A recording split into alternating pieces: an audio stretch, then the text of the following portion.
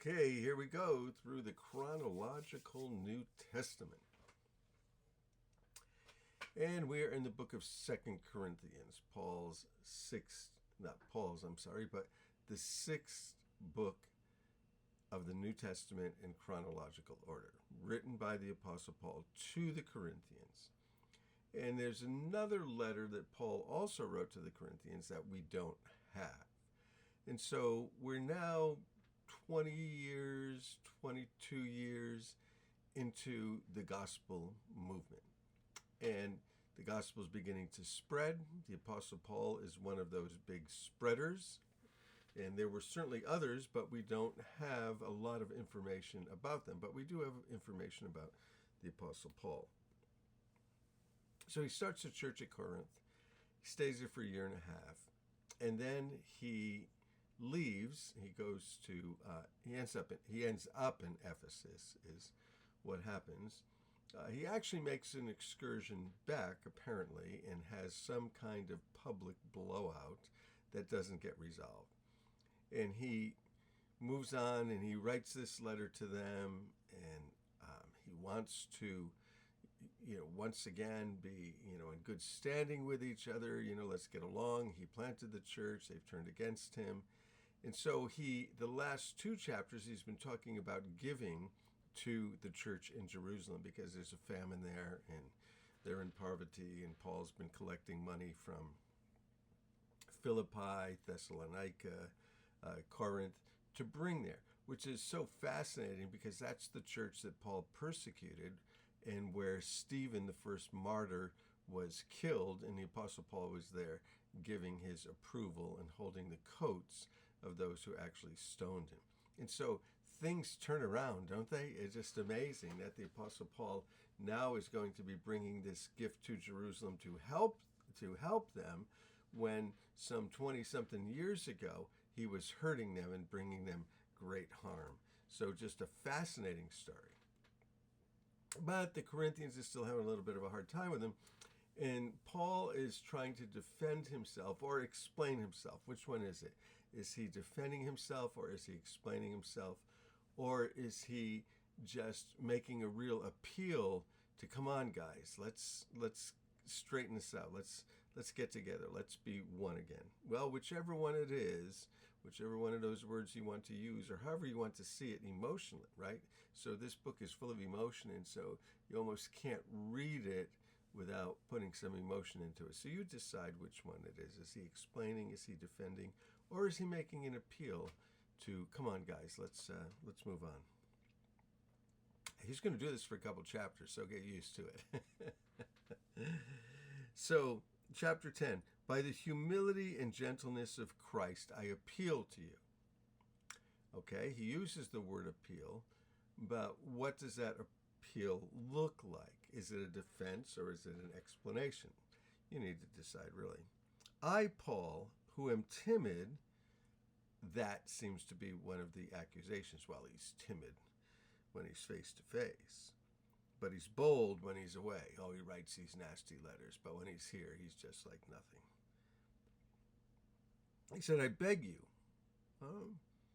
making an appeal, I beg you that when I come, he wants to come again, right, even after having the bad experience the last time, I may not have to be as bold as I expect to be towards some people who think that we live by the standards of this world.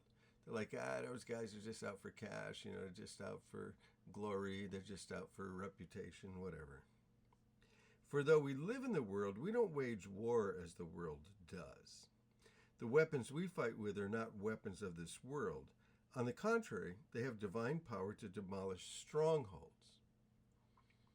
Well, strongholds are things that are strongly held in our lives, whatever they might be. Pride, arrogance, lust, whatever it might be.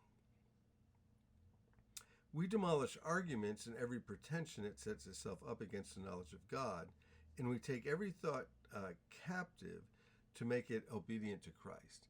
I love this idea of taking every thought captive. If you see thoughts as sort of arrows that come into your head, You grab those thoughts and you take a good look at them and examine them and say, is this of the Lord? Is this of the flesh? Is this of the devil? Where did it come from? Or does it come from my own evil desires? Like, what is this thought? I want to take it captive and see what it is, see where it comes from, discern where it comes from. And we'll be ready to punish every act of disobedience once your obedience is complete. Well, that's probably the harsh Paul that they say. He's bold in his letters, but not so much when he's here. He said, you're judging by appearances. I think we probably can agree that that's probably happening because that's what we do. If anyone is confident that they belong to Christ, because some of them putting Paul down, they should consider again that we belong to Christ just as much as they do. So you belong to Jesus, I belong to Jesus, and we're not getting along. We've got this thing that's happened, and it's an unresolved conflict. So even if I have to boast somewhat freely about the authority the Lord has given us for building up, not for tearing down, our ministry is supposed to be building people up, not tearing people down, but we're being accused of tearing people down. I don't want to seem to be trying to frighten you with my letters. For some say his letters are weighty and forceful, but in person he's unimpressive and his speaking amounts to nothing. Well, such people should realize that what we are in our letters when we're absent will be in our actions when we're present. We try to be the same thing. Sometimes you're gentle, sometimes you're forceful. We don't dare to classify or compare ourselves with someone who commend themselves. We don't want to do that, compare ourselves to other people. When they measure themselves by themselves and compare themselves with themselves, they're not wise. No, we do that. We compare, ourselves to ourselves, and we justify ourselves by ourselves. It's sort of like I judge you for what you're doing, but when I do the same thing, I have some justification for it, some excuse. Well, the reason that I do that, but I can't grant you that the reason that you might do that. So it's not good to just compare yourself to yourself in the things you've come up with as standards. We, however, won't boast beyond proper limits. Okay, well, what are these limits? But we'll confine our boasting, all right, to the sphere of service God himself has assigned to us, a sphere that also includes you.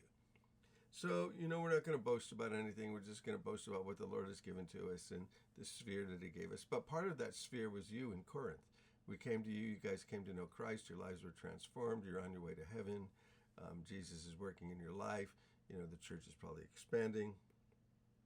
And so that was us. And we're not going too far in our boasting, as would be the case if we had not come to you, for we did get as far with you with the gospel of Christ. Neither do we go beyond our limits by boasting of the work done by others. We know other people are doing this. We're not the only ones. Our hope is that as your faith continues to grow, our sphere of activity among you will greatly expand. So as your faith grows, we'd like to participate in that expanding so that we can preach the gospel in regions beyond you. We want to go preach the gospel all over the place. We don't want to just get bogged down in Christians that are struggling and fighting with each other and comparing themselves to each other and being holier than thou and more righteous and more Christian and more spiritual. For we don't want to boast about work already done in someone else's territory. Let them do what they do, but this is what we do where we were. But let the one who boasts do this, boast in the Lord.